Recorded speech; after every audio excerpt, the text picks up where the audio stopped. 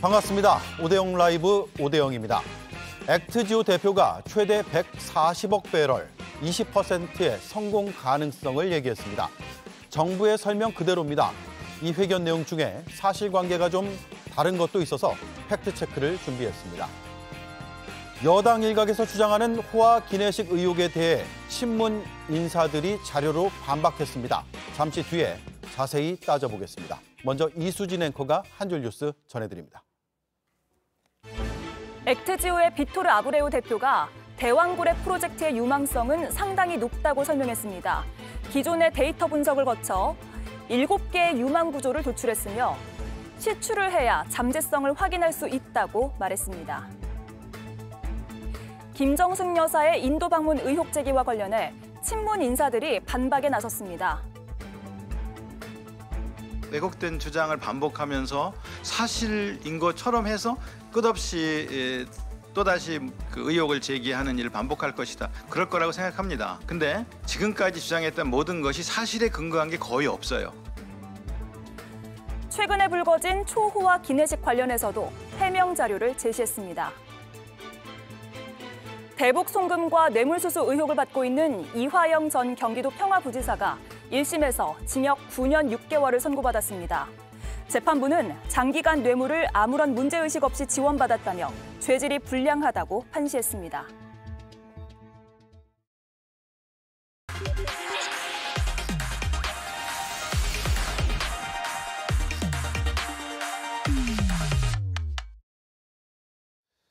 네, 오늘은 단도직입을 먼저 하겠습니다. 비토르 아브레우 대표가 오늘 오전에 기자회견을 했습니다.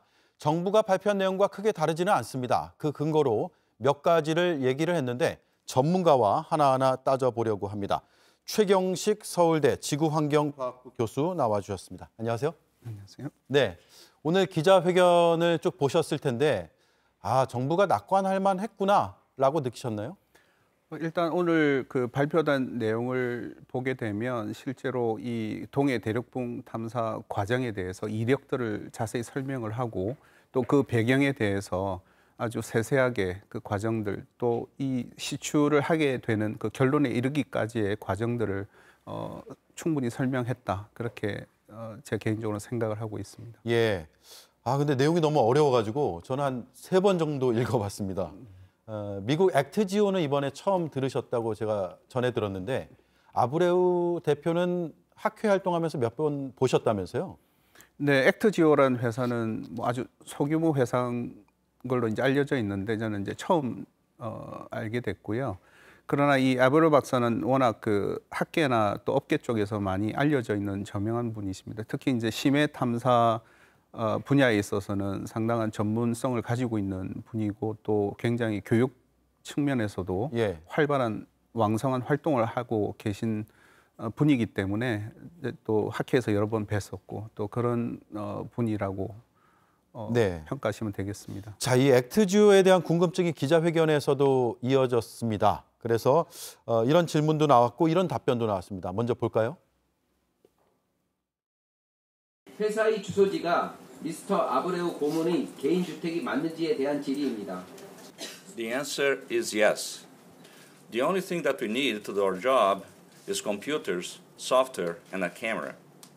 So my team is spread around the world. 네, 연매출 23조 원인 호주의 우드사이드는 철수를 했는데 미국의 연매출 3,800만 원, 액트지오가 분석에 들어갔다. 그래서 여러분들이 호주는 철수했는데 왜 그보다 작은 업체로 보이는 곳에서는 하는데 그걸 우리 정부는 믿지? 라는 의구심을 가진 분들이 있거든요. 네, 일단 그 지금 물리 탐사 자료, 동해 대륙붕 심해 광고에 대한 물리 탐사 자료를 해석하는 그런 역할을 아마 액트지오가 맡은 거기 때문에 사실은 이런 물리 탐사 자료를 해석하는 그런 해석 영역에 관한 부분에 있어서는 그 기업의 외형 자체가 그렇게 중요한 것은 아닙니다. 오히려 이 분야에 있어서 그 실제 현장에서의 경험치하고 또 개인적인 그 지적 능력들 그런 부분들이 훨씬 중요하게 작용을 하기 때문에 사실은 그 기업의 어떤 외형적인 또 근무하는 사람의 숫자 이것만 가지고선 비교하는 것은 조금 무리가 있지 않나 이제 네. 그렇게 생각을 하고 있습니다. 자, 아브레우 대표가 구체적으로 제시한 근거들이 있습니다. 하나하나 좀 따져볼 텐데요. 일단 세 개의 유정 가운데 두 번째인 홍계라고 이름을 붙였더라고요. 홍계의 성공 가능성에 대해서 이렇게 얘기했습니다. 들어보겠습니다. Honge was actually a geological success. There were trapped fluids there, and but was mostly CO2.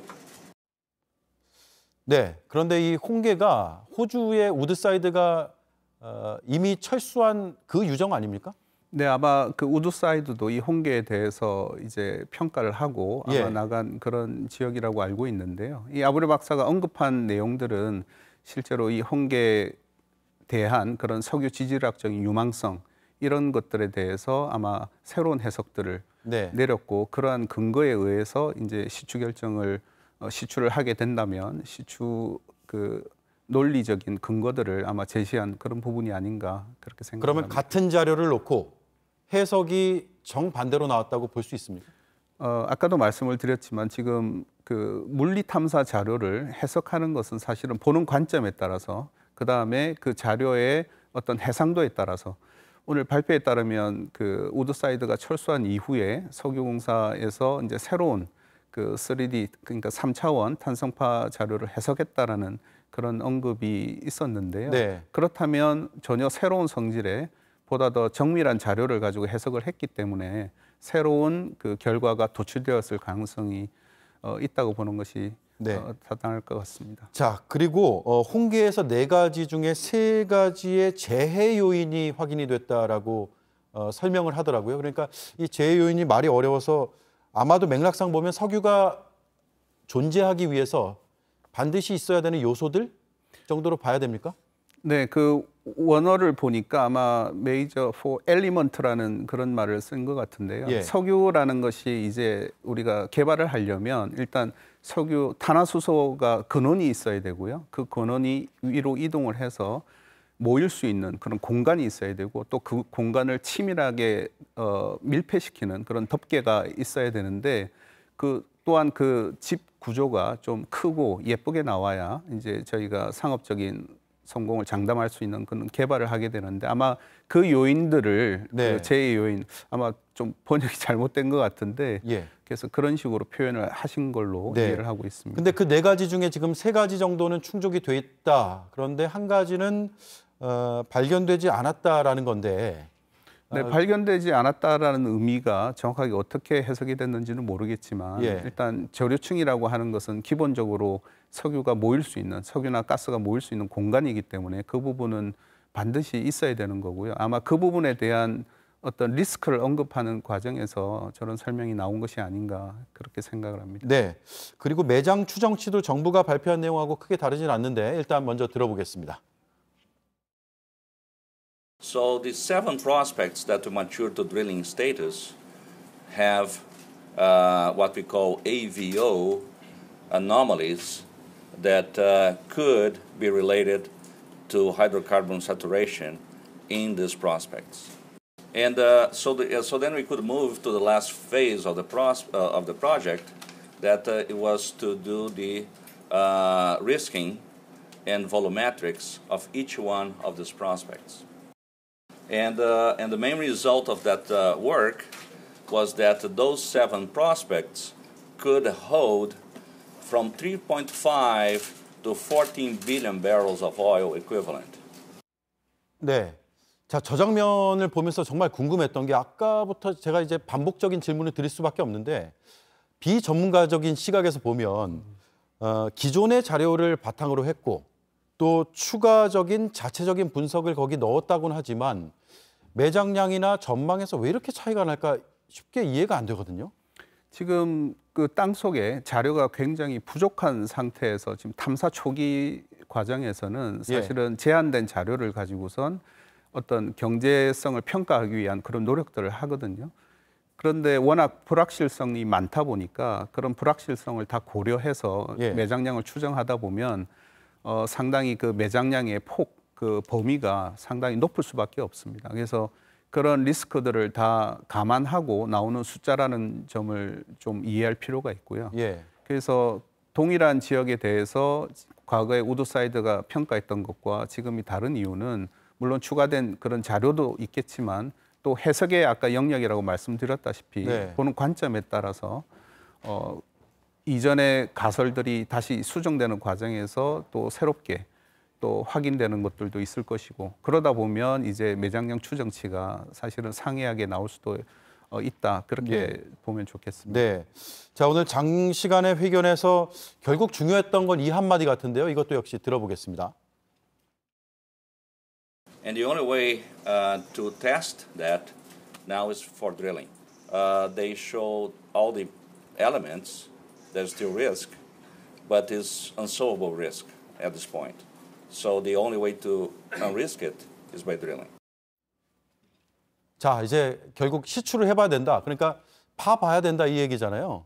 근데 35억 배럴에서 140억 배럴. 그러니까 이 범위가 너무 넓어서 이거 의미 있는 범위 맞습니까? 네, 지금 일단 범위만 놓고 보면 너무 그 넓다라고 이제 판단하실 수 있겠는데요. 예. 실질적으로 탐사 초기에서는 불확실성이 너무나 많다 보니까 그런 불확실성을 다 고려해서 우리가 그 좀 확률적으로 평가를 하다 보면 실질적으로 가장 옵티멈한 가장 좋은 경우 그리고 가장 최악의 경우를 상정했을 때 그 범위의 폭이 상당히 넓을 수밖에 없습니다. 물론 앞으로 시추가 계속 진행이 되고 보다 추가적인 자료들이 그 모여지게 되면 그 범위의 폭도 좁아지게 되고 실제 값에 가까운 그런 매장량으로 전환될 수 있는 그런 숫자가 나올 수 있지만 탐사 초반에는 이런 그 추정치가 나올 네. 수밖에 없다라는 거. 네. 그건 일반적인 단계라고 그렇게 이해하시면 되겠습니다. 네. 20%의 성공률은 다시 얘기하면 80%의 실패 확률이기도 하잖아요. 다른 유전 개발 사례와 비교하면 그래도 높다 이런 분석들이 언론에는 보도가 되고 있습니다. 맞나요?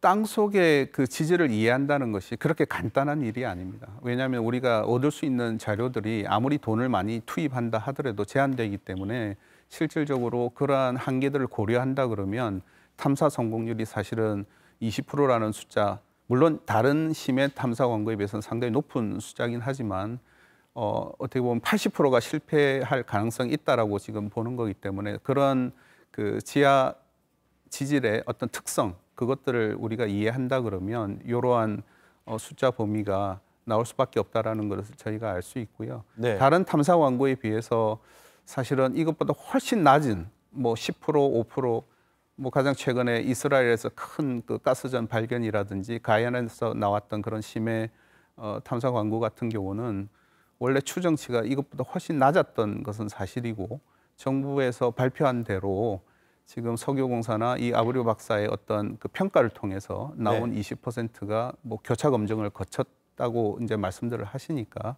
그 부분들을 우리가 받아들인다면 상당히 좀 유망성이 있는 그러한 평가 수치다 그렇게 볼 네. 수가 있겠습니다. 학자의 시각으로 볼 때 정부의 발표가 너무 섣부른 거 아니냐 이런 생각 하세요 혹시? 일단 그 정부 발표 이전에 사실은 상당히 오랜 기간 동안 그 내부적인 그런 여러 가지 치열한 그 논의와 또 교차 검증 과정을 거친 걸로 알고 있고요. 그런 부분들이 아마 충분히 그 논의가 무르익은 상태에서 아마 나오지 않았나 네. 뭐 그런 생각을 하고 있습니다. 네.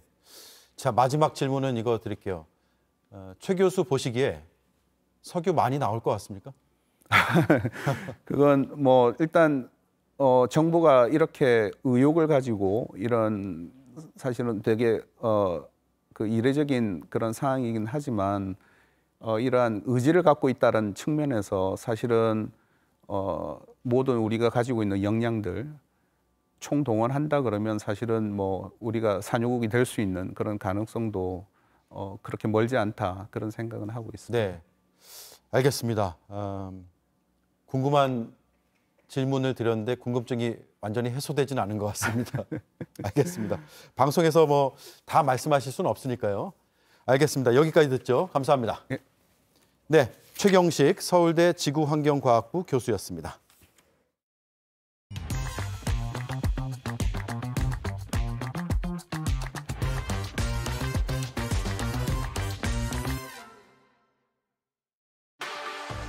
가정집이 본사이고 사실상 1인 기업에 가까운 연매출 27,700달러, 한화 3,800만 원의 듣보잡 액트지오사. 진실의 문을 여는 결정적 열쇠는 아니겠지만 아무래도 찜찜합니다. 베리베리 스트레인지합니다.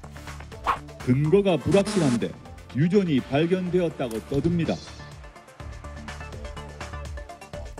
네, 앞서 보신 아브레우 대표의 기자회견과 비슷한 시각, 정치권의 단연 화제도 포항 영일만 유전이었습니다.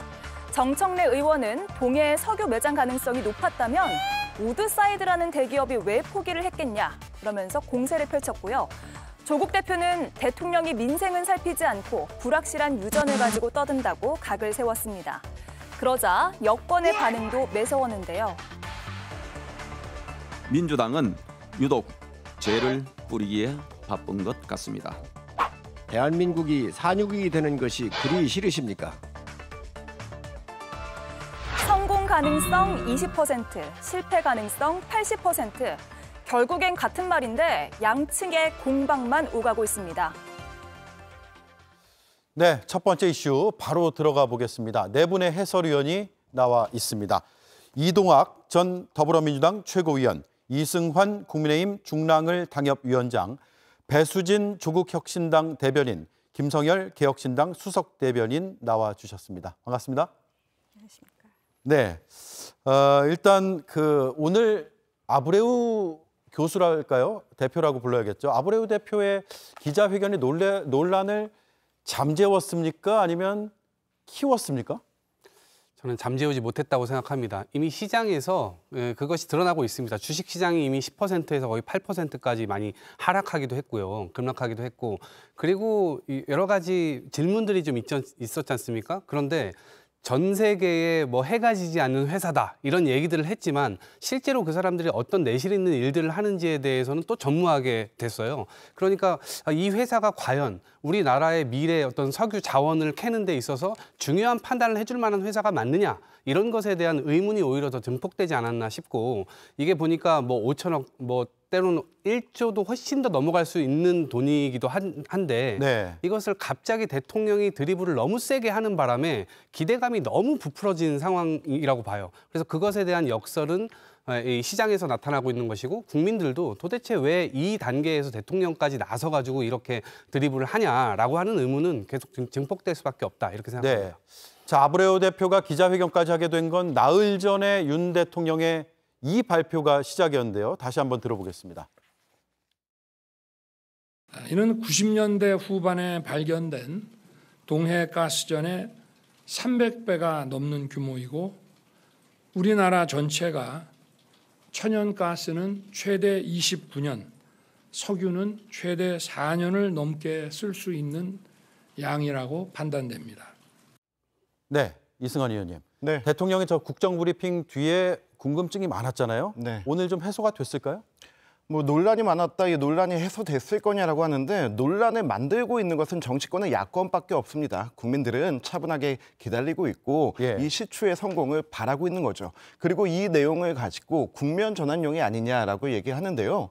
국면 전환용으로 쓸 거였으면 총선 전에 썼겠죠. 저도 여당의 일원으로서 선거 뛴 사람으로서 오히려 그 부분을 아쉽게 생각합니다. 하지만 물리탐사까지 끝난 다음에 신중을 기한 발표였다고 생각하고요. 이것은 국면 전환이라기보다는 대한민국의 역사 전환이다라고 하는 그런 마음으로 좀 함께 지켜봐 주셨으면 좋겠습니다. 그리고 왜 하필 대통령이 저렇게 발표했냐라고 말하고 있는데요. 이거 만약에 문재인 대통령이 발표했다면 저는 정말 극적인 연출을 했을 것 같습니다. 헬기 타고 시추선에 내려가지고 격려하면서 그렇게 발표했을 것 같은데요. 이거는 대통령께서 한 아프리카 정상회담 앞두고 국민께 긴급히 알려드려야 될 상황이기 때문에 직접 한 거고, 상세한 브리핑은 또 준비된 산업부 장관이 했습니다. 있는 그대로 바라봐 주시고 좀 기다려 주시는 게 정치권의 또 좋은 태도라고 생각합니다. 예, 조국 혁신당은 어떻게 바라봤습니까?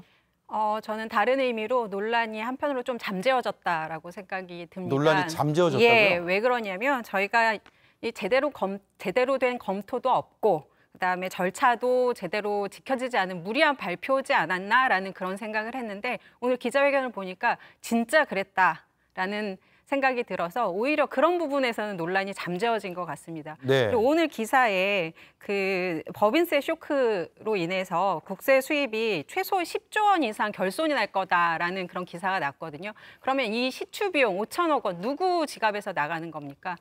저희 같은 젊은 직장인들 같은 경우는 이건 분명히 유리 지갑에서 다 나가는 거 아니냐 이런 생각했을 것 같습니다. 그런 면에서 이런 무리한 발표, 대책 없고 책임 없는 발표 논란이 잠재워진 거라고 생각합니다. 네, 김 의원님, 네. 좀 구체적인 얘기가 나오긴 했습니다만 큰 틀에서 보면 정부 발표 그 내용 그대로 반복한 것 같은 느낌이 든다는 분들도 있거든요.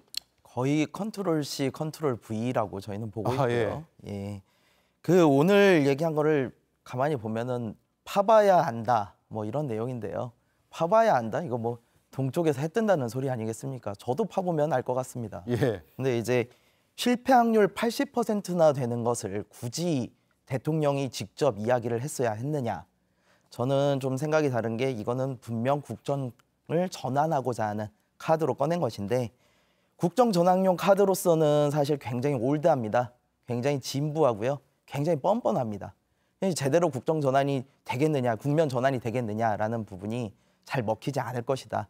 지금 이 액트지오라는 회사에 대해서도 계속 문제 제기가 되고 있는데 이런 부분들이 너무 성급하게 국면 전환을 하려다 보니까 나오는 실책들이 아닌가 이렇게 생각을 합니다. 예, 이승원 의원님, 네. 그 액트지오라는 회사에 대해서 직접 가보니까 뭐 네. 임대가 돼 있고 뭐 잘 네. 모르겠다. 그리고 1인 회사 아니냐, 네. 뭐 페이퍼 컴퍼니 아니냐 가진 설들은 많았어요. 그런데 오늘 그 대표가 기자회견을 했고 네. 조금 전 제가 단도직입 인터뷰를 해보니까 학계에서는 그래도 좀 잘 알려져 있는 인물입니다. 네. 그래서 오늘 기자회견으로 어느 정도는 그래도 의문이나 의혹이 좀 해소된 거 아니냐 이렇게 볼 수도 있지 않을까요?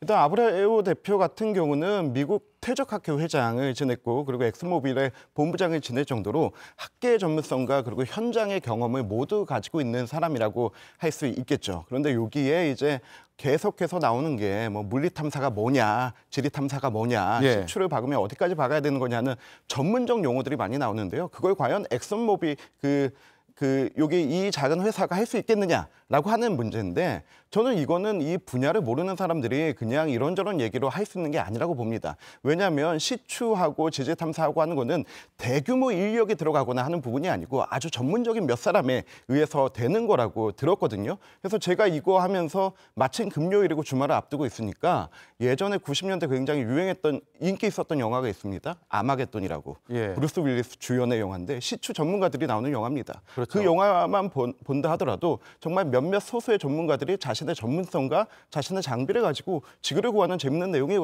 내용이거든요.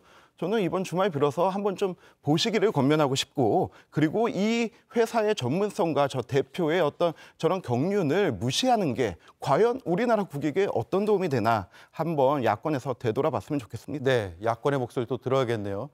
이동학 의원님. 네. 그런데 지금 대중들은 아직까지 의구심이 꽤 많은 것 같아요. 이거를 전 좀 이상하게 본 게 대통령이 산업부와 얘기도 되지 않은 채 급작스럽게 기자회견을 했던 것, 그것도 이제 석연치 않아요. 그런데 대통령 기자회견이 끝난 이후에 즉각 아브레우 박사가 갑자기 귀국한다는 이 소식이 알려진 거예요. 그러면 이 사람이 저는 갑자기 그 1일 뒤에 결정을 하고 바로 이렇게 귀국한 것 같지 않거든요. 처음부터 이런 계산이 있었던 게 아닌가라고 하는 의심이 일단 들어갈 수밖에 없고 그다음에 이 액트지오라고 하는 곳에 설명을 했지만 그 충분한 설명이 이루어지지 않았어요. 기존에 있었던 우드사이드라는 호주의 회사는 직원이 5천 명 가까이 되고 뭐 수천억의 어떤 그 매출도 기록을 하고 있고 근데 이 액트지오라고 하는 회사는 뭐 매출이 지금 4천만 원도 안 된다는 거 아닙니까? 근데 70억이 있었는데 그거는 한국 정부와 지금 이 계약한 것으로 보인다라고 하는 의혹이 또 있는 거예요. 그래서 과연 이 회사를 과연 믿고 우리가 할 수 있겠는가? 그리고 대통령실에서 하고 있는 여러 가지 이 앞뒤의 전황이 과연 신뢰를 줄 수 있을 만한가? 이런 거에 대한 의문이 여전히 있는 거예요. 그리고 네. 또 하나 말씀드리면 석유공사가 과연 이러한 일들을 진행하는 데 있어서 과거에 2009년에도 하베스트라고 하는 거 캐나다 회사를 사들입니다. 석유 시추 회사를. 그런데 이거 거의 지금까지 7조 원 정도를 들였거든요.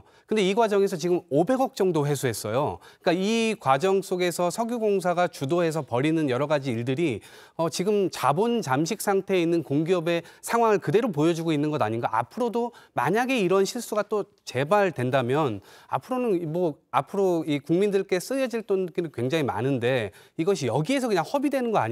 이런 의문점들도 계속 남아 있는 거죠. 네. 자, 배 의원님. 저는 오늘 딱 한 문장으로 요약하라 그러면 시추해봐야 된다로 요약할 것 같거든요. 어떻게 보셨어요? 예, 저는 조금 더 강하게 내 알 바 아님을 내 알 바 선언한 아니며. 내 알 바 아니다라는 걸 선언한 것 같습니다. 아브레우 대표가. 네. 말씀하실 때 경제성 있는 탄화수소 누적 사실을 지질 분석에서 찾지 못한 점은 리스크다. 시추하지 않으면 리스크 없애는 거 불가능하고 마지막 방법은 시추뿐이다라고 하셨어요. 이 말씀이 파봐도 안 나올 것 같은데 니네가 파자고 한 거다라는 그런 의미로 받아들인 것 같습니다. 그렇게 받아들여졌습니다. 그래서 굉장히 윤석열 정부가 무책임하게 이 사업을 추진하고 있고 그리고 그 아브레우 대표라는 분도 오셔서 그 부분을 선언하고 가신 것 같습니다. 네.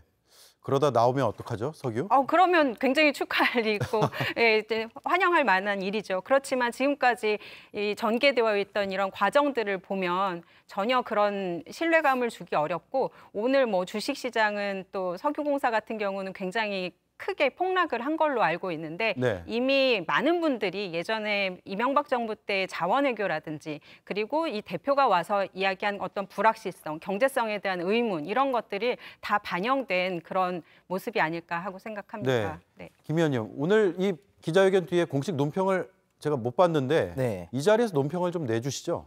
이 자리에서요? 되게 힘든 대변인, 일인데. 수석 대변인이시잖아요. 예, 알겠습니다. 이렇습니다. 오늘 논평은 더 이상 석유로 정치를 하지 말라.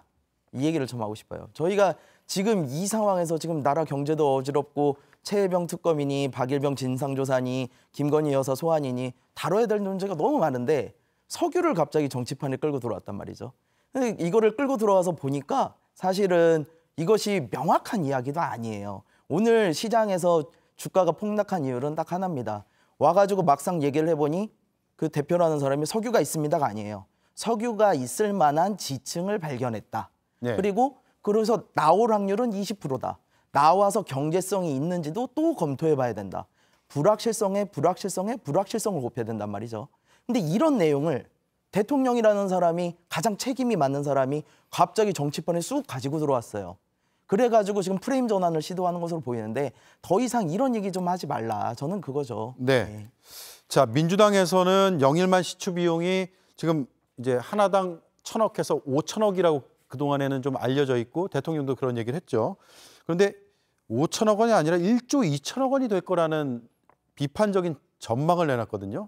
이건 근거 있습니까? 전망이 아니고요. 석유공사에 확인을 해보니 8,800만 불이라는 거예요. 한 시추 하나를 하는데. 하나 하는데요? 예, 하나 하는데. 그러면 보통 통상적으로 최소한 5개고 이거를 구멍을 더 뚫어서 최소한 5개가 아니라 10개 정도, 일반적으로는 10개 정도를 뚫어서 확인이 가능하다는 겁니다. 그러면은 당연히 8,800만 불을 한화로 바꾸면 1,200억이 되는 거예요. 1,200억을 10개를 하게 되면 당연히 1조 2천억이 나오는 거죠. 그래서 이 비용이 당연히 이렇게 산출되는 것인데 저는 국민들 앞에 내놓을 때 약간 이거를 깎아치기 위해서 그냥 뭔가 얘기한 거 아닌가? 근데 저는 이 액수를 본다 하더라도 5천억이라 할지라도 저는 전세 사기 피해자들이 더 많이 생각났습니다. 국가가 미래를 향해서 뭔가를 투자하고 당연히 미래를 도모하는 일은 당연히 해야 되겠죠. 근데 지금 현재 벌어지고 있는 재난 상태의 전세 사기 피해자들에게 들어가는 피해 액수가 5천억 정도로 추산이 되고 있는데 이런 액수를 여기에다가 턱턱 대통령께서 쓰신다라고 한다는 게 저는 국가의 책임이 도대체 어디에 있는가 여기에 대해서 굉장히 실망하지 않을 수 없습니다. 네,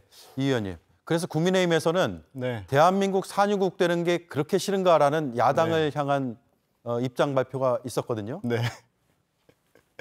재밌습니다. 정상적인 정치권, 책임 있는 정치권이라면 이 부분에 대해서 이렇게 얘기하는 게 정상입니다. 이 탐사 2007년부터 시작됐고 문재인 정권이 있던 2020년 석유공사에서 조강권을 획득했고 우드사이드라는 나라가 회사가 나가게 된 것은 인수합병과 또 미얀마에서 동일한 지역, 동일한 권역에서 시추 탐사를 하고 있던 미얀마의 어떤 국제 인권 상황 이런 부분을 통해서 나가게 됐는데 그럼에도 불구하고 다시 이런 가능성이 열리게 된 것에 대해서 축하한다. 그리고 기대한다. 힘을 모으겠다라고 하는 게 책임 있는 정치인들의 자세입니다. 그런데 이게 지금 돈이 얼마 들어간다. 시추해봐야 한다. 당연히 시추해봐야 알죠. 땅 파봐야 하는 거죠. 그럼 시추 안 해보고 수맥 진단하듯이 뭐 철사 들고 다니면서 확인을 할 겁니까? 예. 시추를 해야 확인되고 거기서 기름을 뽑아 올릴 수 있는 겁니다. 2년 전에 굉장히 인기 있던 드라마가 하나 있습니다. 수리남이라고. 네. 수리남 홍어를 이제 주력 경제로 삼고 있는데요. 그 옆에 가이아나라는 나라가 있습니다. 그 가이아나라는 나라에서 1916년부터 석유가 난다 안 난다 아주 논쟁이 많았습니다. 그리고 100년 동안 팠습니다. 안 나왔습니다. 그래서 영국의 쉘이 포기하고 나가고 바로 엑선모빌이 들어오자마자 기름이 나오기 시작했고요. 예. 여기에서 110억 배럴이 지금 매장돼 있다고 하고 30곳에서 이 석유를 뽑아내고 있습니다. 가이아나의 2022년 경제 성장률 68%였습니다. 이 가이아나 유전 이거 뽑을 때 가능성 16% 잡았습니다. 예. 그런데 지금 우리나라는 20%의 가능성을 가지고 있고요. 북해도 또 역시 3%의 가능성으로 시추를 시작해서 지금 성공을 했죠. 정상적인 정당의 길로 좀 돌아오셔서 국민적 염원 같이 받아서 네. 기대하겠다, 힘 모으겠다. 이렇게 해주시면 어떨까 하는 생각이 듭니다. 아마겟돈에 이어서 수리남까지 나왔네요. 주말이다 보니까요. 네, 주말에 볼 게 많을 것 같습니다. 배 의원님, 그런데 아까 얘기가 좀 나오긴 했습니다만 네. 결국 그래서 주식시장이 좀 혼란스러워진 것 같긴 해요. 네, 대통령께서 발표하신 날에는 좀 주식 시장이 좀 많이 이제 올라가기도 하고 그랬던 것 같은데 그 다음 날부터 하락을 했다고 하고요. 예. 하락하지 않은 것에서도 외국인 같은 경우는 매도를 했다, 그게 감지됐다라는 기사가 나왔습니다. 근데 이게 석유의 부존 여부라든지 부존량, 채굴 경제성, 그다음에 시추가 성공할 것인가, 뭐 경제적 가치 이런 것들이 이제 고민들이 막 이제 반영이 되면서 결국 오늘은 석유 테마주로 분류되는 게 10%대로 급락을 했다라고 하는 거거든요. 이게 탐사 리스크에 대한 걱정이 괜한 걱정이 아닐 것이다라는 게 이제 많은 분들이 생각하고 있는 것 같습니다. 네, 그 우드사이드라는 회사에서는 어쨌든 철수를 했단 말이에요. 네. 가망이 없어 보인다라고 네네. 했고, 그런데 180도 다른 상황이 지금 벌어지고 있어요. 네네. 이거 한 20% 가능성이 있다. 네.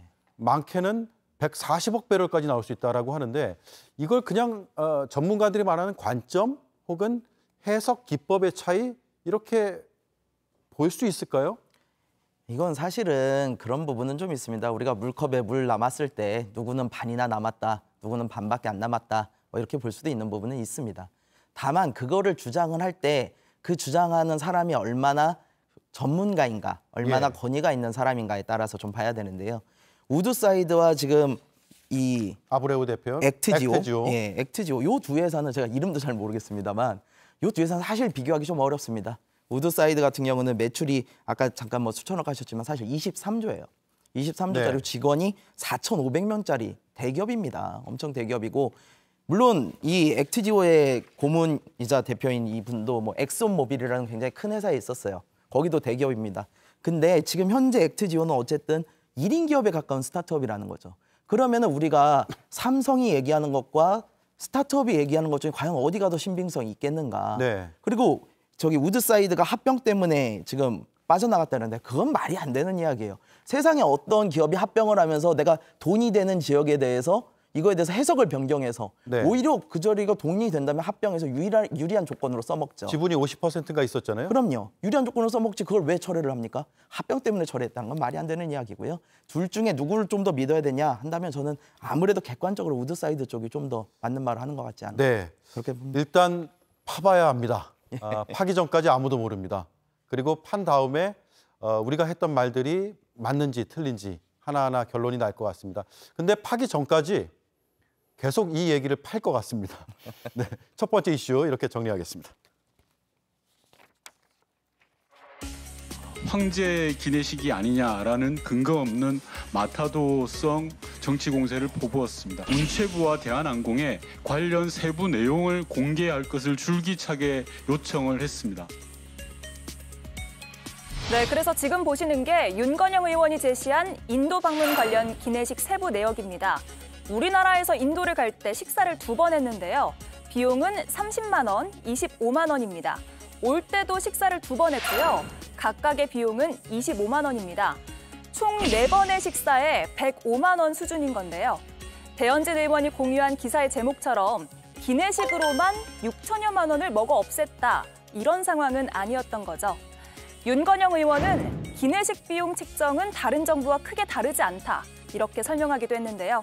그래서 나온 말, 기내식 마타도어입니다.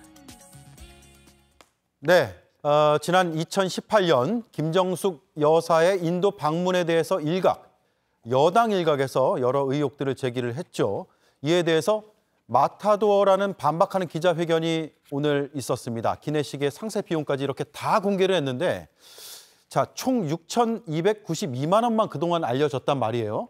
그런데 윤건영 의원이 제시한 자료를 보면 진짜 식비는 2,167만 원이고 나머지는 고정 비용이었다는 거죠. 그리고 그러면 김정숙 여사는 얼마의 식비를 사용했냐고 봤더니 105만 원. 그래서 한 4.8%다라는 건데 이동학 위원님. 네. 이건 어떻게 봐야 됩니까? 이 총액을 우리가 알고 있을 때, 그러니까 총액만 알고 있을 땐 그런 해석이 충분히 가능할 수 있는데 디테일을 보니까 역시 다르다 이렇게 봐야 됩니까? 네, 상식적인 수준에서 처음부터 저 자료를 문체부나 아니면 국민의힘 의원들이 의혹을 제기할 때 저걸 들고 나와서 얘기를 했었다 그러면 얘기 자체를 할 수가 없었던 상황일 겁니다. 예. 왜냐하면 정치 공세를 해야 되는데 그 공세를 하기에는 그 총액이라고 하는 건 너무나 달콤한 숫자였을 거예요. 그래서 민주당에서 끊임없이 아니 그러면 근거를 갖고 와라. 그리고 우리가 했던 것뿐만 아니라 여당에서도 혹은 지금 여당 정부에서도 쓴 금액이 있을 건데 그걸 가지고 비교표를 가지고 비교를 해야 비교가 되는 것이지 네. 하나에 6천만 원이라고 하는 것 하나만 갖고 와가지고 계속해서 비교를 하면서 의혹을 제기하는 것은 너무나 치졸한 거다라고 주장을 했었던 거 아닙니까? 근데 이제서야 저거가 이제 증빙이 됐고 저거를 기본적으로는 아마 대한항공이나 이런 데서는 제대로 주지 않는 모양이에요. 그리고 만약에 공무원들도 저런 계약을 한다고 하면 아마 의혹이 있을 만한 정도의 계약은 당연히 하지 않을 겁니다. 왜냐하면 저렇게 뒤에서 다시 검증을 받을 거기 때문에요. 네. 그런 측면에서 봤을 때 더 이상 억지 주장이나 억지 의혹을 계속해서 부풀리는 것은 이제 그만 좀 하고 어찌 보면 저는 이 성격 자체가 김건희 일병 구하기 아닌가? 그 논계 작전 아닌가? 논계는 국가적 의미라도 있었죠. 지금 이거는 인도와의 외교 이 채널 자체를 완전히 박살내는 수준의 인도 입장에서 보면 굉장히 기분 나쁠 겁니다. 이런 의혹이 한국에서 벌어지고 있는 지금의 이 상황이. 그래서 더 이상 이것을 그만 하셨으면 좋겠다라는 말씀드립니다. 네. 이승환 의원님, 이렇게 이제 우리가 자세한 세부 내역을 보면 그래도 좀 많이 쓰인 거냐 이렇게 따져볼 수 있습니까? 저는 저 비용에 관심 없습니다. 관심 그리고 없어요? 예, 이거 특검법 낸 거 뭐 물타기 아니냐 이런 얘기 하는데요. 이 사건 작년 12월에 그 서울의 소리가 김건희 여사를 검찰에 고발하고 형사 일부 배정될 때 이 김정숙 여사 이 외유권에 대해서도 똑같이 고발돼서 형사 일부에 배당됐습니다. 네. 그래서 수사가 같이 일어나고 있는 거고요. 이 건을 덮기 위해서 이걸로 지금 물타기 하고 있는 거다. 이런 내용 절대 아니란 말씀 드리고요. 그리고 뭐 특검이다라고 했는데 우리는 당론 특검이 아닙니다. 의원 입법으로 지금 한 건이 나가 있는 거고요. 그래서 물타기 할 생각도 없고 그럴 여지도 없습니다. 네. 이 사건의 핵심은 대통령 영부인의 권력에 사유합니다. 지금 김정숙 여사가 이렇게 식비를 깠으니 지금 현재 대통령 식비도 까라라고 하는데 말이 안 되는 거죠. 왜 그러냐면 대통령이 나간 외교는 정상 외교인데 김정숙 여사가 혼자 영부인의 자격으로 대통령 전용기를 타고 나가서 정상 외교의 격을 갖췄다라고 하는 거는 비정상 외교입니다. 정상과 비정상을 어떻게 같이 비교합니까? 그리고 이 부분에 대해서는 문체부에서 자료가 나간 거 지금 모두가 다 알고 있지 않습니까? 예. 대통령 예산으로 나간 게 아니고 문체부 사업의 예비비로 나간 겁니다. 이 부분에 대해서 문재인 대통령이 청와대는 관여한 적도 없고 김정숙 여사는 가고 싶어 하지도 않았다. 않았다라고 했는데요. 거짓말입니다. 정부 예산이 예비비로 반영되기 위해서는요. 국무회의 통과해야 되고요. 국무회의에서 대통령 의결이 있어야 됩니다. 그렇게 해서 했는데 대통령이 청와대가 관여하지 않았다라고 하는 게 거짓말입니다. 네. 이거는 권력의 사유화의 문제입니다. 저는 김정숙 여사가 2012년에 낸 책을 아직도 가지고 있습니다. 책 제목이 어쩌면 퍼스트 레이디입니다. 본인은 대통령 후보의 부인임에도 불구하고 마치 본인이 대통령이 된 것이냐 많은 사람들 만나고 다니면서 대한민국 어떻게 만들까요? 라고 묻고 다녔습니다. 그 책에 이렇게 쓰여 있습니다. 나는 대통령 뒤에서 꽃만 들고 있는 영부인이 되고 싶지 않다. 그렇기 때문에 본인이 대통령인 양 그 전용기를 타고 나갔고 본인의 청와대 관저에 본인의 딸과 손자들까지 데리고 같이 산 거 아닙니까? 이 부분에 대한 문제에 대한 비판이지 이거를 현직 대통령의 정상 외교 그리고 전직 영부인의 비정상 외교를 같이 비교하는 것 자체가 말이 안 된다고 봅니다. 네. 자, 배 의원님, 이거 이 자료 보시고 이 기내식과 관련된 논란이 이제 완전 종결이 되겠구나라고 생각을 하셨어요? 네, 저는 종결이 되겠구나 생각이 들었고 저 네. 기내식이 지금 뭐 다 이미 알고 이미 문제 제기를 하신 거라고 생각이 듭니다. 그 지금 기내식도 마찬가지일 거라고 생각이 들고요. 네. 저는 이 논란이 왜 일어났는지 자체가 좀 이해가 안 돼요. 이게 국민의힘 일부 의원님들이 문제 제기를 하시는 게 누워서 침 뱉기 라는 생각이 들고 이게 더 나아가서 누워서 그냥 침 뱉는 게 아니고요. 누워서 김정숙 여사 말고 김건희 여사에게 침 뱉기를 네. 국민의힘 의원들께서 하고 계신다고 생각이 듭니다. 왜냐하면 지금 저희가 영부인 해외 순방하면 누구를 떠올립니까? 김건희 여사 그리고 김건희 여사 리투아니아에 가서 명품 쇼핑하신 거 이거 너무 자연스럽게 떠오르지 않습니까? 그게 가장 먼저 떠오르죠. 그리고 예전에 또 스페인 순방 가셨을 때 누구 데리고 갔습니까? 이원모 비서관 부인을 데리고 갔습니다. 민간인이고 윤석열 대통령 후보 시절에 거액의 정치 후원금을 내신 분이에요. 뭐 네. 윤석열 대통령이 뭐 중매를 했다라고 하는데 또 이원모 인서비서관은 그 많은 그 또 인사 실패 뭐 예를 들어서 뭐 누구죠? 정순신 그 학교 폭력 때문에 네. 낙마하신 국가수사본부장으로 후보했었던 분들 그 인사 실패에도 불구하고 자리 보전하시다가 총선 출마했다가 이번 또 다시 법률비서관 들어가신 분 아닙니까? 진짜 아까 권력의 사유화를 말씀하셨는데 권력의 사유화해서 나의 지인들 챙겨서 민간인을 데리고 가셨어요. 그 순방만 간 게 아니고 순방만 따라간 게 아니라 그 전에 사전 답사도 갔단 말이죠. 네. 그러니까 결국 이 말씀 무슨 말씀이냐? 민간인이 공군 1호기를 탄 게 잘못인가? 아니면은 정말 정식으로 초청받은 영부인 비정상 외교라고 하셨는데 정상 외교죠. 정상 외교를 하신 영부인이 공군 2호기를 탄 것이 문제인가 이게 본질이라고 생각이 들고요. 이런 것들을 자꾸 그 국민들 잊혀져가는 그 국민들 머릿속에서 그 김건희 여사의 리투아니아 쇼핑 모습을 잊혀져가는 국민들한테 자꾸 꺼내는 거를 보면은 오히려 국민의힘 의원들이 김건희 여사를 그렇게 싫어하시는 건가 그런 생각이 들 정도입니다. 예. 그래서 아까 성일정 의원님이 우리나라가 산유국이 되는 게 그렇게 싫으십니까? 라고 하셨는데 저는 되묻고 싶어요. 김건희 여사가 그렇게 싫으십니까? 그래 오히려 야당 의원들, 야당 측에서의 이런 발언들을 빌어서 김건희 여사를 공격하고 싶은 오히려 비열한 의도가 숨어져 있지 않은가. 지금 제가 오히려 이렇게 말을 하는 게 그분들을 대변하는 것 같아서 조금 기분은 썩 좋지는 않은데 예. 상식 있는 국민이라면 그렇게 판단을 하실 것 같습니다. 네, 개혁신당은 이 이슈를 이제 국민의힘에서 제기하는 것 자체에 대해서 비판적인 입장이었죠. 예, 그렇습니다. 아까 뭐 시민단체가 고발을 한 것 가지고 이미 고발이 돼 있던 상황인데 이제 와서 하는 건 물타기 아니다. 이미 돼 있던 것다 그러셨는데 사실 그것과 여당 중진 의원이 기자회견을 하는 건 좀 다른 이야기죠. 국회에서 특검법을 발의를 했는데 그런 면에서 물타기 측면은 분명히 있다고 보고요. 그렇다고 해서 저 자료로 인해 가지고 모든 게 해소가 됐다. 그렇게 보이지는 않습니다. 왜냐면요. 지금 저 자료상에는 큰 오류가 있어요. 뭐냐면 평균 연봉의 오류가 있습니다. 평균적으로 지금 뭐 몇 명이 50명이 네 차례 기내식비를 해서 저걸 나눠서 간다? 이게 그러면은 CEO도 똑같은 평균 연봉을 받느냐? 아니거든요. 그러니까 김정숙 여사의 문제를 제기할 거면 김정숙 여사가 과연 그 기내식을 다른 사람들하고 동일한 걸 먹었느냐 아니면 다른 걸 먹었느냐 이런 것부터 확인을 해야죠. 네. 그리고 여당이라면 그런 부분에 대해서 자료 요구를 해서 그 당시 뭐 진짜 호화 식재료가 들어갔는지 안 했는지 요건부터 다 확인을 하고 문제 제기를 했으면 더 좋았을 겁니다. 근데 그렇게 안 했어요.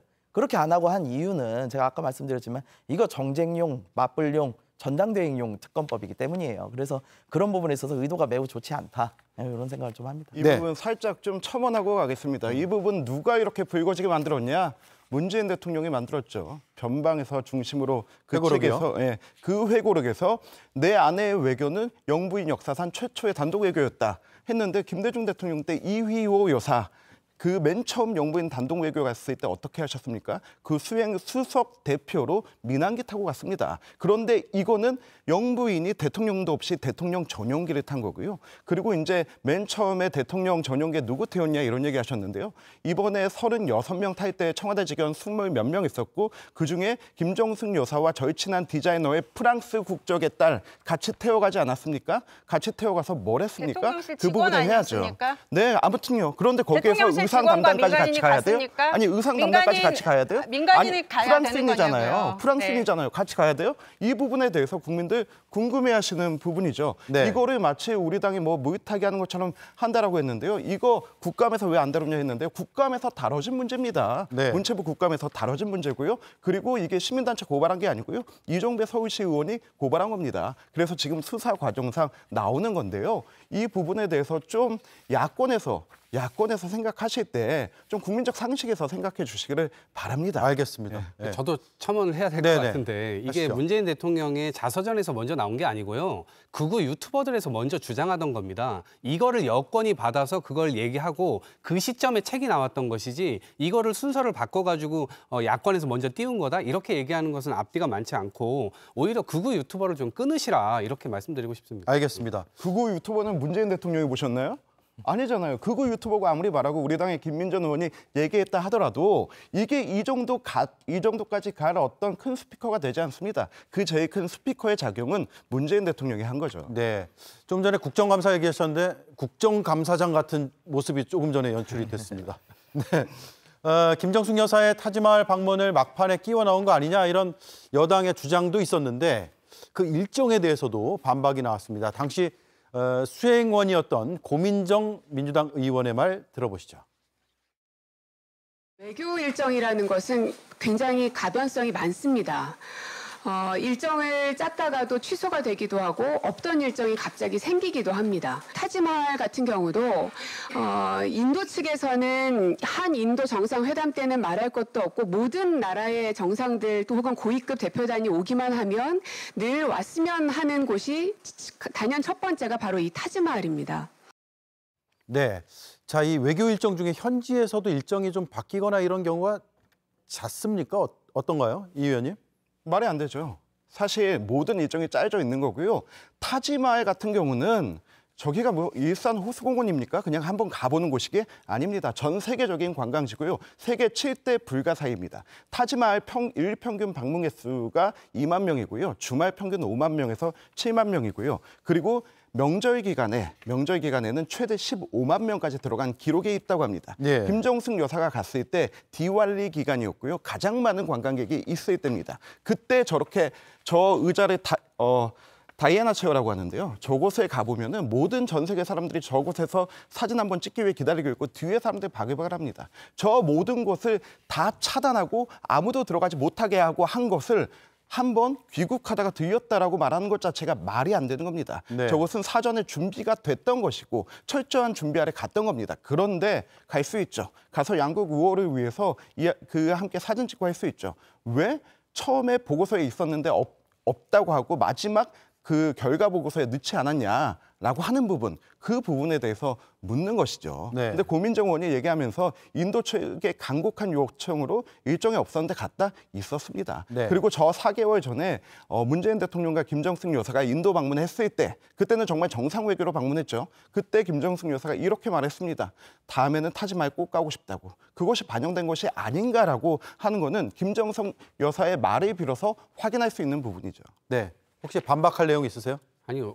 지금까지 인도가 뭐 정상회담이 50여 건 있었다고 하는데 그때마다 거의 대부분 다 타지마할을 갔었다는 겁니다. 그래서 인도 쪽에서 요청을 했던 것이고 오늘 도종환 장관이 기자회견 나오시고 그다음에 다른 프로에 나와가지고 인도에서 초청했던 초청장부터 해서 영문으로 된 것까지 다 공개를 했거든요. 네. 그 과정 속에서 나왔던 일정도 이미 타지마할은 다 들어있는 것으로 나왔습니다.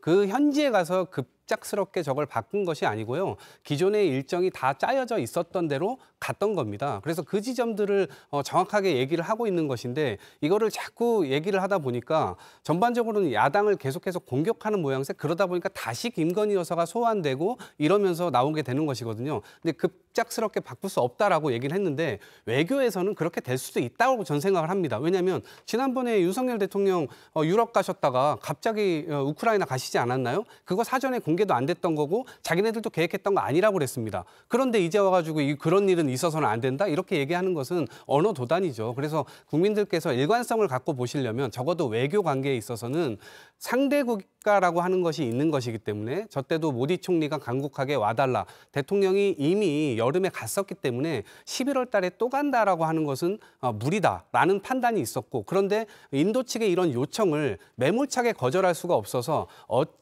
하면 대한민국의 어떤 마음을 보여줄 수 있을 것인가 이거를 고민해서 결국 영부인을 보내기로 결정을 한 것이고 예. 마지막까지 일정 조율이 있었던 겁니다. 그래서 그걸 통해서 이렇게 나온 것인데 이걸 가지고 자꾸 문제 제기를 하면 특혜를 받았다 어쨌다 얘기를 하면 그리고 이것이 뭐 무슨 외유다 이렇게 얘기를 하면 인도 측에서는 정말 저는 기분이 상할 대로 상해서 앞으로 한국과 무슨 외교를 할 수 있겠습니까? 이 상황을 좀 널리 보시고 윤석열 정부나 지금 여당 쪽에서는 자기들에게도 이 부분이 적용된다면 굉장히 이건 이상하게 되는 상황이기 때문에 그 지점을 좀 유념해 주셨으면 좋겠습니다. 네. 사실이 자꾸 호도돼서 두 가지만 확인하고 가겠습니다. 대통령께서 우크라이나에 갔던 거는 안보와 안전의 문제상 완전 비공개로 했다가 거기에서 밝힌 거고요. 그리고 또 대통령의 정상 외교와 김정숙 여사의 비정상 외교를 자꾸 그렇게 호도해서 말하면 안 될 것 같습니다. 그리고 인도 측의 간곡한 요청으로 긴급하게 갔다? 이건 저와 우리 당의 워딩이 아닙니다. 고민정 의원의 워딩입니다. 알겠습니다. 그 부분에서 문제가 됐다는 걸 확인해 주시기 바랍니다. 네, 초청장 관련해서 얘기가 나왔으니까 저도 한 말씀만 드리겠습니다. 오늘 그 초청장 공개하신 거 보면 10월 26일 날 왔다고 그랬어요. 근데 10월 26일 날이면은 김정은 여사가 11월 4일 날 방문을 하시거든요. 네. 8일 전에 보내왔다는 거죠. 9일 전, 8일 전.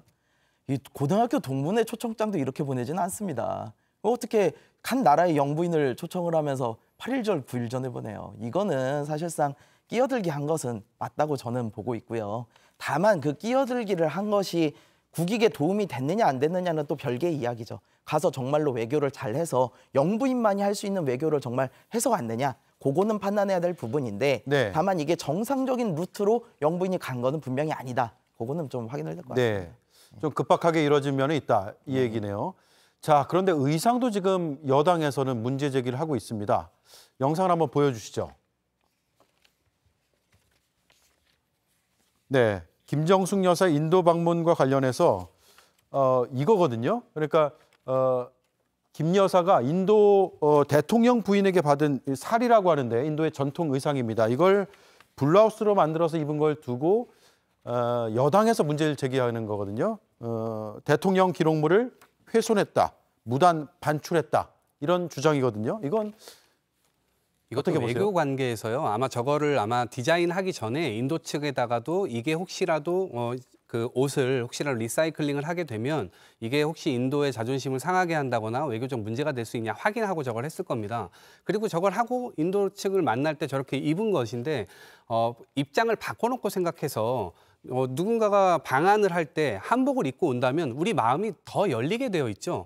그런 이신점심으로 이거를 확인을 해야지 이거를 가지고 훼손했다? 대통령 기록물이 그렇게 소중하다라고 얘기하는 정당에서 김건희 여사가 300만 원 명품백 받은 걸 지금 대통령 기록물로 기록해 나와 있다고 하는데 그렇게 하니까 계속 뭔가 안 맞아 들어가는 겁니다. 적어도 외교는 상대가 있는 것이고 상대방의 마음을 얻기 위해서 최대한의 노력을 하는 것이지 이거를 또 훼손했다. 그걸 가지고 또 싸우는 그 모습을 인도가 보고 있다면 정말 이 부분에 대해서는 좀 한심하게 생각하지 않을까 이렇게 생각합니다. 네, 알겠습니다. 두 번째 이슈도 여기서 정리를 하겠습니다. 네, 여기 잠깐만 첨언하고 가도 될까요? 인도에서 사리를 선물한 겁니다. 인도의 사리는 옷은 두 가지가 있습니다. 신성한 것과 부정한 것이 있습니다. 신성한 것은 바느질이 들어가지 않는 옷입니다. 사리는 바느질이 들어가지 않는 신성한 옷입니다. 이거는 우리나라에 오신 국빈한테 나전책이 보석함 선물로 줬는데 잿더리로 쓴 겁니다. 이거는 인도를 무시한 행태입니다. 알겠습니다.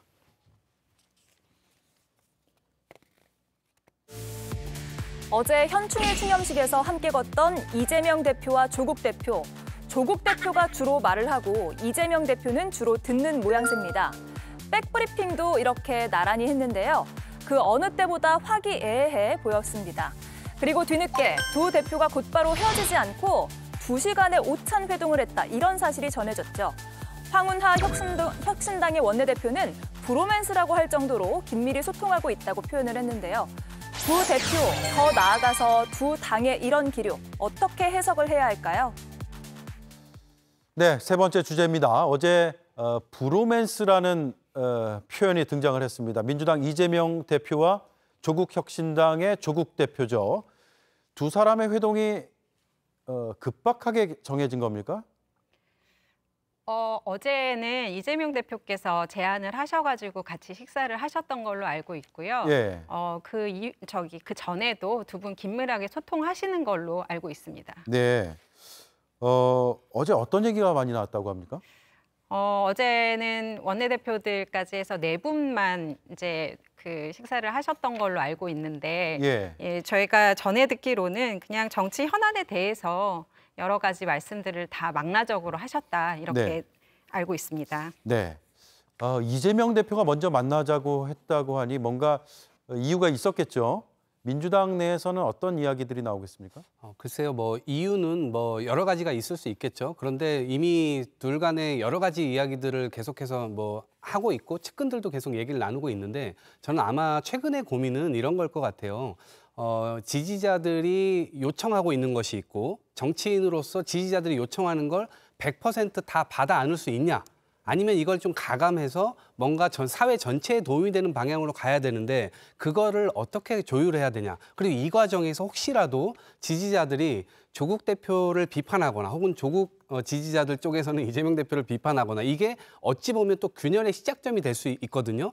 그 지점에서는 윤석열 대통령에 맞서서 적어도 이 망치고 있는 그런 국정을 다시 정상화시키고 그것에 대해서 한 목소리로 노력을 해가야 되는데 그런 지점에서 우리가 함께 할 수 있는 일은 없을까? 이런 대화가 있지 않았을까 저는 생각을 하고요. 그리고 앞으로도 마찬가지입니다. 지금 2년 동안 사실상 야당을 국정의 파트너로 인정을 해오지 않는 모습을 윤석열 대통령이 계속해서 보여왔고 총선 이후에도 심판을 받았음에도 불구하고 맥주 마시면서 어퍼컷 세레머니 하고 있는 이 상황에서 과연 우리 야권이 어떻게 해야 민심을 좀 얻으면서 민생을 살려갈 수 있느냐 이런 얘기를 하지 않았을까 싶습니다. 네, 야권이 뭉치는 모습을 국민의힘에서 어떤 시각으로 보고 있을지가 궁금한데요.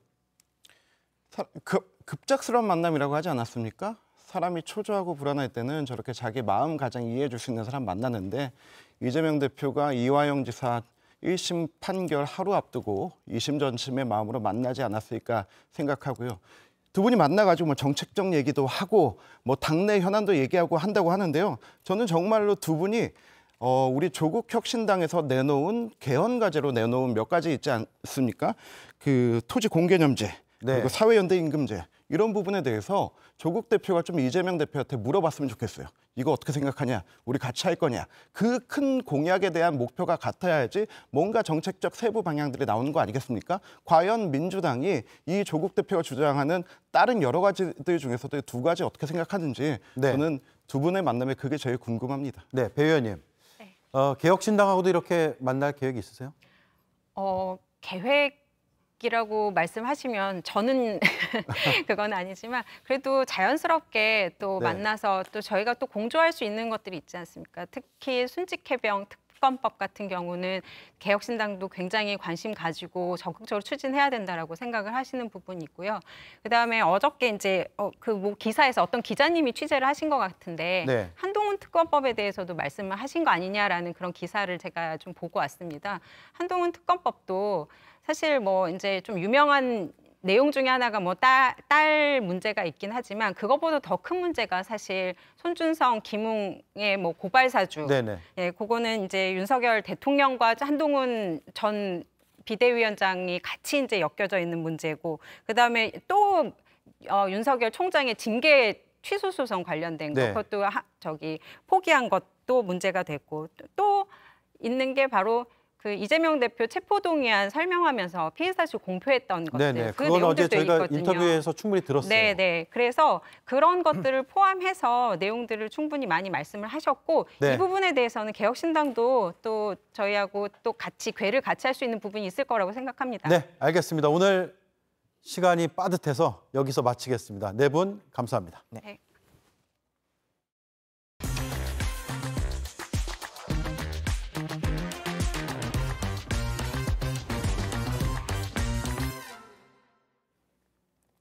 이 시각 주목받는 이슈를 전해드립니다. 동료 의원을 성추행한 혐의로 기소된 시의원이 있었습니다. 이종담 의원이 또 다른 여성 의원에게 욕설이 담긴 문자를 발송해 파장이 커지고 있습니다. 유요한 기자입니다.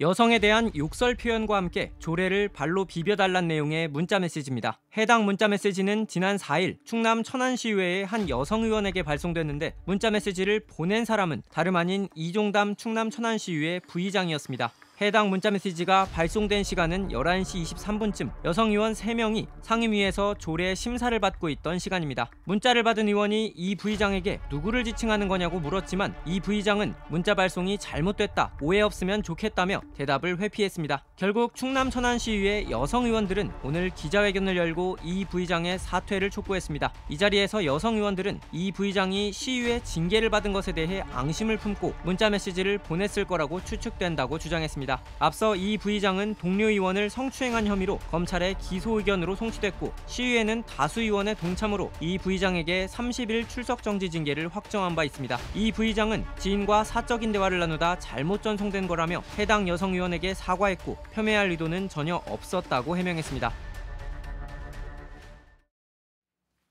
네, 오늘 앵커 한마디는 팩트체크로 준비를 했습니다. 매장 가능성만 가지고 대통령이 직접 발표한 경우가 있는가라는 기자의 질문이 나왔습니다. 아브레우 대표는 이렇게 답을 했죠. Yes, it's common for government, and the examples I can think of, most recent ones, was Obama talking about exploration in the east coast of the U.S. If I'm not wrong, Trump. 네, 팩트체크 결과 2008년 부시, 2010년 오바마 대통령이 직접 발표한 건 맞습니다. 하지만 우리와 상황이 전혀 다릅니다. 미국은 환경 오염 때문에 연해에서 석유 시출을 금지해왔습니다. 이 규제를 일부 풀겠다고 발표한 것이지, 불확실성 속에서도 매장 가능성이나 탐사 시추 계획을 발표한 게 아닙니다. 트럼프의 경우에도 마찬가지죠. 즉, 아브레우 대표가 한국과 동떨어진 얘기를 한 겁니다. 앵커 한마디였습니다. 완벽을 추구한 여정의 완성. 제로. 태초의 하늘. 무한한 미래. 완벽한 새로움의 시작. 에피소드 제로. 다시 말하는 섬으로. 리니지 M. 신경 쓰지 마. 참 많은 것을 업고 사는 당신. 이제 당신이 업히세요. 신협이 당신께 든든한 등이 되어드릴게요. 평생 어부바 신협. 청소가 뭐였죠? 칼을 쓰던 것이었나요? 구석구석 쓸고 닦았던 거? 아니면 뒤처리까지 챙겼던 그것? 로보락의 등장. 청소의 종말. 로보락. 나의 의미. 오늘은 어떤 하루를 입을까? 좋은 옷이 좋은 하루를 만든다. 구대여 탑10. 오대영 라이브 마치겠습니다. 주말 잘 보내시기 바랍니다. 고맙습니다.